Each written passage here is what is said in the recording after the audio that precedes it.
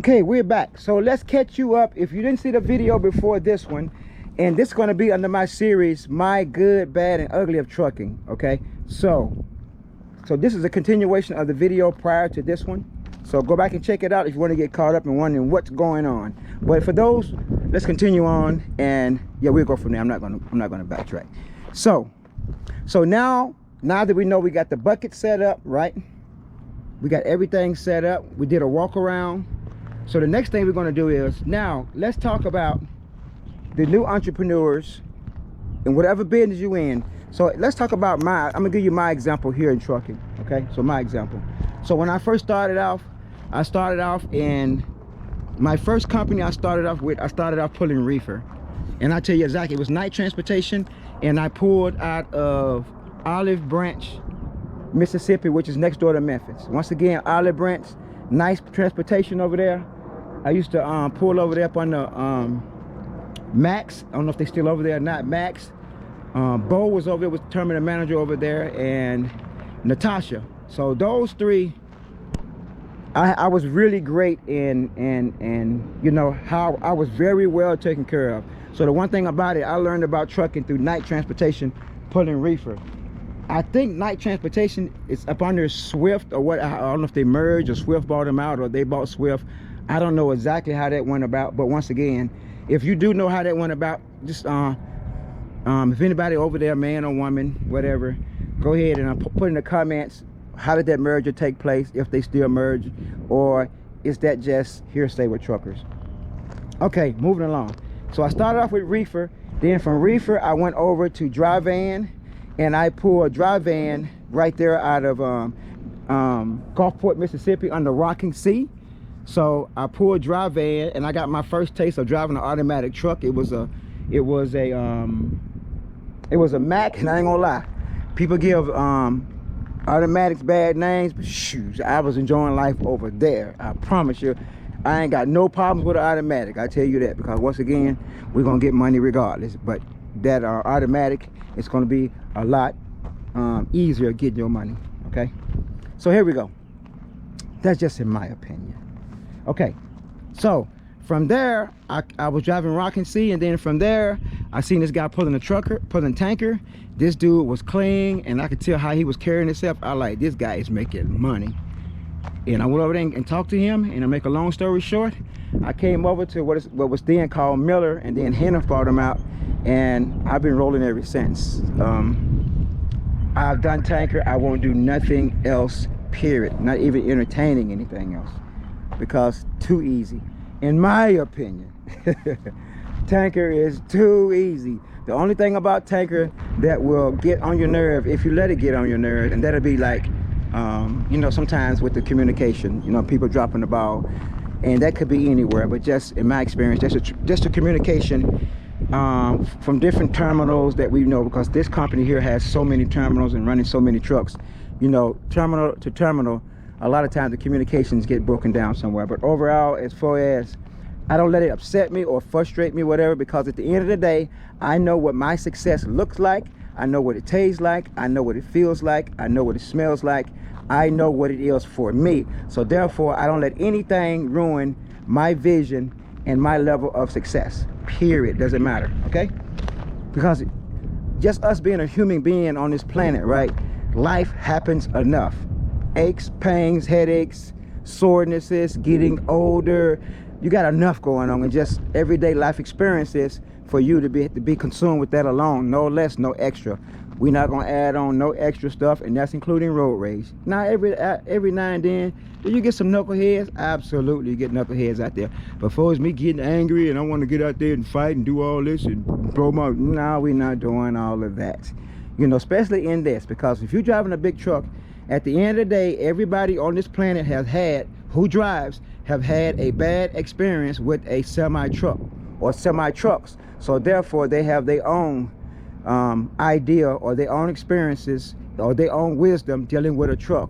So unless you got your stuff all the way together, and if you're driving this, you better have your business intact, all of your business, because you're guilty until proven otherwise. Okay, that's enough of that. Here we go. So Now, as an entrepreneur, you want to make sure that, you know, the first few years, now when it comes to trucking, all the money that I was making, I was spending it right away, right? Because in repairs and stuff, because I got an older truck. So in my years, I've driven international, I've driven Freightliners, I've driven, now those are the ones that I've done. I've only driven 4 trucks. I've driven the Mack, I've driven, well, I started off with a Volvo, was the first truck I driven, was the Volvo. Then from Volvo, I went to International. And then from International, I went to the, Freightliner. And then from Freightliner, I went to Mack. And then Mack, I went to back to the Volvo. And this was the first Volvo that I have owned. And yeah, that I've owned, or that I've been in possession of, okay? So, and then when I got my truck, I made sure, I did my research and I made sure that I got a Volvo truck, which is this a D13, 500 horses and all the other stuff. And I made sure we got that right there. I was told to make sure you get Volvo power. So you want Volvo on Volvo. And that's because, here's this word again, you want to make sure that it has great communication from the systems to the motor. And that's what my mentors taught me. So I'm gonna take it as the word. Okay, now I did miss another experience okay? So I started off with night transportation. For night transportation, I went to KLLM, which is another big reefer company. And I think KLLM may be the biggest reefer company, but I could be wrong. But hit me up in the comments. So, and then I learned about the owner operator through KLLM because, you know, I was leasing a truck through them and it was a walk-away lease. Let me say it again. Back then it was called a walk-away lease. After a year, you can just walk away, nothing on your credit, whatever. So make a long story short, I was working with KLLM and I learned all the ins and out of reefer and then running your business to an extent, okay, to an extent. So from there, I ended up turning the truck back over to them because I had to go to, I had to head out to Afghanistan. And then the rest is history after that. Then I came back and got over here and I've been here ever since. Retired from the military and now I'm about to retire from this in a few more years. Okay, so now, all that being said is, so make sure you study your business, whether it's food and beverage, whether it's entertainment, whether it's auto mechanics, whatever it is that you're going to be doing when it comes to entrepreneurship. Whatever that is, make sure you're doing your research and never stop learning, okay? Never, ever stop learning, okay? And make sure you're doing a cross-reference on all of the information that you're getting. Don't take nobody's words for anything. Do your cross-reference on whatever you're doing. So now let's jump into getting into a business. So once you get into the business, I was making quite a bit of money. I was spending all of the money. I promise you, I was spending all of the money because my truck was breaking down and blah blah blah and stuff was not going well. Then the lanes got slow, then the winter came. So but all the money I was making, I was putting back into my truck. And then one of my mentors owns a trucking company. He said that you're doing the right things. In the first year, you're not going to start making money until you pay for your trucks or whatever business you in. Until everything is paid for, you're not going to start making money unless you got some kind of, you know, really nice contract that you bid it on, and then the money is guaranteed, and they have maybe advanced you some things, and then you got other things coming. However you got it set up. So for the most part, unless you have a extraordinary circumstance, then it would be different. But for those of us that has to do some struggling and scraping and figuring some things out and some long nights and a few tears here and there, hey, it happens out here. But once again, you regroup, you come off strong, and then you keep attacking, and then years later, everything is paid for and we're just enjoying life. But once again, no matter what business that you're in, everybody has a story. Everybody has a story. And then a lot of times you hear people say, well, I don't want to be an entrepreneur, or I don't want to have all the headaches.